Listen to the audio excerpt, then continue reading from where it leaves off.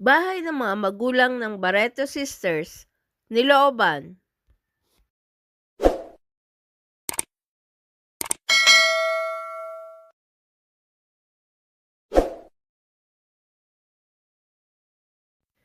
Nilooban at ninakawan ang bahay ng mga magulang ng Barreto Sisters na sina Gretchen, Claudine at Marjorie sa Subic, Zambales.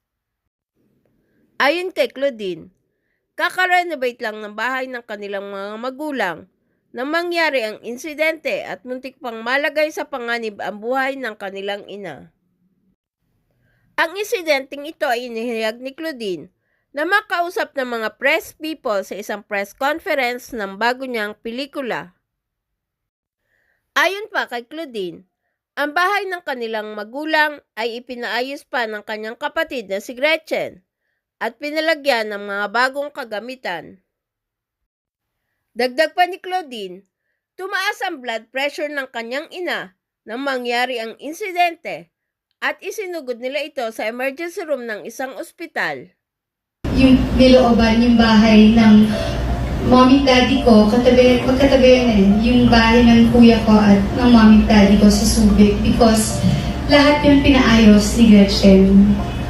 So, lahat bago, pina-landscape niya lahat yun, milyon-milyon, with the best TVs, bagong aircon, lahat. And in 4 days, with the audacity and the nerve ng mga magnanakaw, nabalikan yun at nagkahabulan sila ng pulis. Pero hanggang ngayon, hindi pa rin nila makita. And hindi lang kami because my manager, ALV, napasukan rin yung bahay niya and 4 houses beside him. And kapit-bahay niya ang congressman ng Subic. So, merong problema sa loob ng SBMA na dapat talagang sana yung officials ng SBMA at ang mayor ng Olongapo, gawan nyo naman ng paraan. Because this sent my mom almost to the ICU. Kung hindi nakita ni Noah, nag-hotel kami kasi. So kung hindi nakita ni Noah na yung mommy ko nakaganon, malamang wala na yung mommy ko. We had to rush her to the ER of Subic, and I'm really thankful dun sa Bay Point Hospital because napakabilis nilang inasikaso yung mommy ko. Yung BP niya was 210 over, hindi ko na rin alam kung anong mangyayari.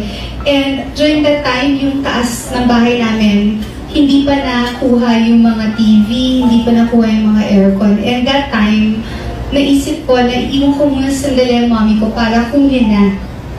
And yun yung oras, nung nakita sa stamp ng CCTV, yung oras na kinuha nila. So, it also saved me. So, yun talaga ang pinaka-ano ngayon. Pati yung mga kaso-kaso, sabi ko, hindi na muna yan, unahin ko muna talaga. Kasi kasuhin yung mom ko, she's 88 years old already. And ako, like what I always say, responsibilidad at obligasyon ng anak na alagaan ng magulang. Kung hindi financially, be there. Just be there for them.